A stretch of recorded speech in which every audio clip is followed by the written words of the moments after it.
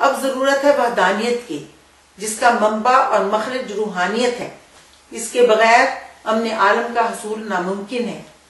وہ نظریہ امن عالم جس کی ترویج کے لیے میں نے قلم اٹھایا اور میں نے اسے اپنی زندگی کا مقصد ٹھہرایا، اسی منطق سے ذاتی امن کے ساتھ ساتھ اجتماعی اور معاشرتی روحانیت کی ضرورت پر روشنی ڈالتا ہے۔ امن کے اس تصور کے علاوہ اس وقت مغرب اور شمال میں اور کئی طریقوں سے امن کی تلاش ہو رہی ہے اور کئی صورتوں سے اس کا جائزہ لیا جا رہا ہے۔ مثلا ایک امن کی تحریک جس میں امن کو پیس ایز اینٹی نیوک کہا جاتا ہے، یعنی نیوکلیئر اسلحے سے نجات کو امن کا ایک پیرایا سمجھا جا رہا ہے۔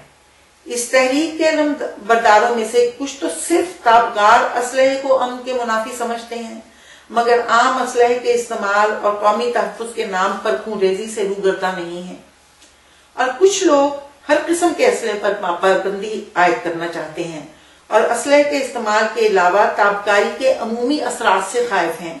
اس تحریک کے نزدیک اگر دنیا میں اسلحہ سازی ختم ہو جائے تو امن و امان ہو جائے گا، اور اس کے علاوہ زندگی کے مسائل کا حل ان کے فلسفہ اور لائحہ عمل میں شامل نہیں ہے۔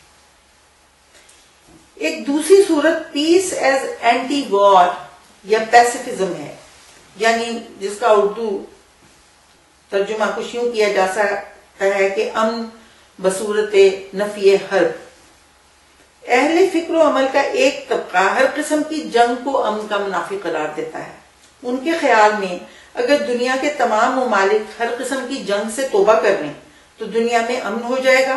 یہ لوگ بھی جنگ کے پہلو کے علاوہ مروجہ معاشرے میں اور کوئی خامی نہیں دیکھتے، اور جنگ کے علاوہ معاشرے میں مظلوم طبقے کی جدوجہد کو کوئی اہمیت نہیں دیتے، جبکہ ہمارے نزدیک معاشرے میں ہونے والے تشدد کی ہزاروں شکلوں کے مخرج کا تلاش کرنا اور ہر سطح پر امن کی کاوش آج کی سب سے بڑی ضرورت ہے۔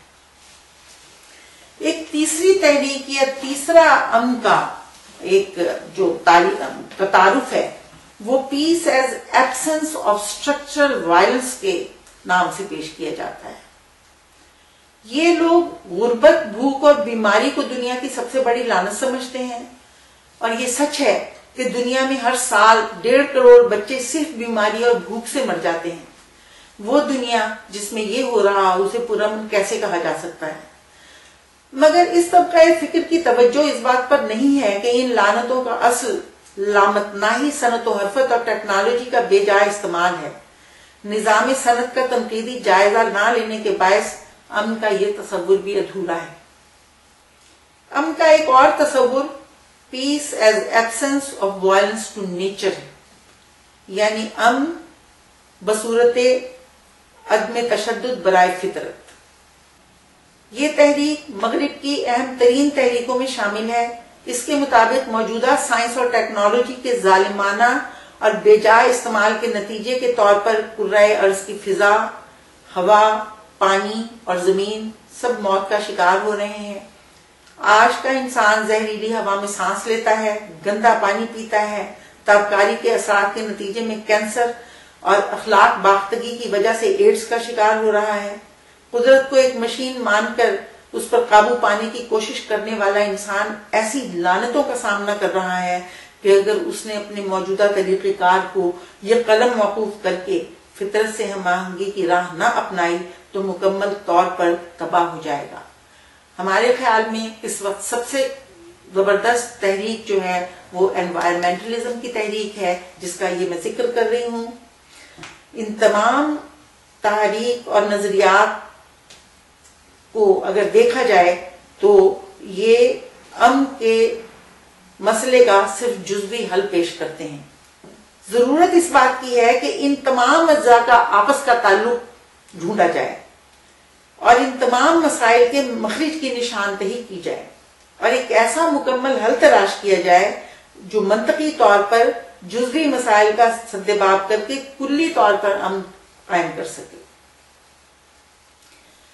سوشل سائنسز کی طالب علم کی حیثیت سے اس ضرورت کو محسوس کرتے ہوئے جب میں نے مسئلہ امن عالم سے متعلق موجود مواد کا بغور مطالعہ کرنا شروع کیا اور یورپ اور شمالی امریکہ کے تحقیقی اداروں اور تحریک امن کے متعلق لکھنے والی تحریریں دیکھیں تو پتہ چلا کہ اس وقت ایک ایسا نظریہ بھی ہے جو نہ صرف آج کے معاشرے کے مسائل کا فردن فردن حل پیش کرتا ہے بلکہ اس میں ایک مکمل طور پر پرامن معاشرے کی طرح ڈالنے کے امکانات بھی موجود ہیں۔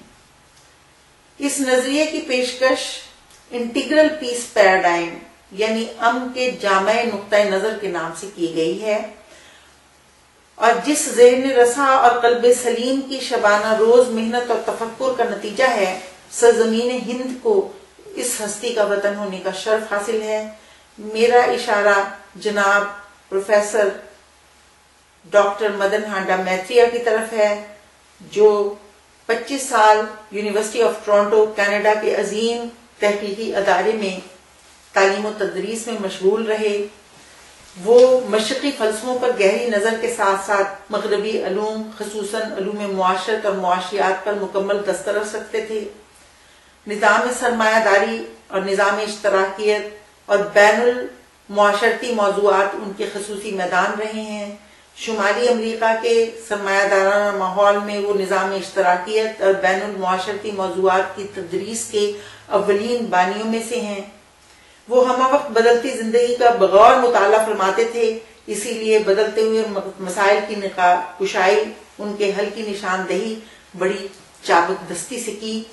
دور حاضر کا سب سے عظیم مسئلہ یعنی مسئلہ امن عالم ان کا خاص موضوع رہا ہے۔ اس مسئلے کو تعلیم و تحقیق کے موضوعات میں شامل کرنے کا سہرا بھی انہی کے سر ہے۔ وہ دنیاوی علوم کے ساتھ ساتھ روحانیت پر ایمان رکھتے تھے اور اس پر عمل کرتے تھے، اور ان کی ذاتی زندگی پاکیزگی قلب اور تطہیر باطن کے اصولوں پر مبنی تھی۔ یہ تعارف اس بات کا ثبوت ہے کہ ایک ہمہ جہت شخصیت ہی ایسی دیدائے بینا کی حامل ہو سکتی ہے جو وقت کے تقاضوں کو پوری طرح سمجھتے ہوئے مستقبل کی ضمانت دے سکے۔ خوش قسمتی سے مجھے Ontario institute for studies in education, university of Toronto میں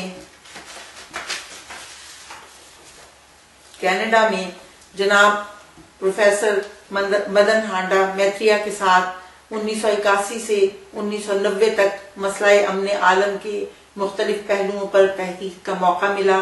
ان کا نقطۂ نظر یعنی انٹیگرل پیس پیراڈائم جو امن کا ایک جامع نقطۂ نظر ہے، ان کی عمر بھر کی عالمانہ کاوشوں کا نتیجہ ہے، مگر اس کے نقوش 1979 سے 1984 تک کے 5 سالوں میں پوری وضاحت سے سامنے آئے، اور اس وقت سے آج تک اس نقطۂ نظر پر تفصیلی کام ہو رہا ہے، جس میں نہ صرف تحریر و اشاعت بلکہ یونیورسٹی کی اعلیٰ سطح پر کئی کورسز کا اجرا بھی شامل ہے۔ یہ نقطۂ نظر تحقیقی اعتبار سے ایک کائنات اپنے دامن میں سمیٹے ہوئے ہے۔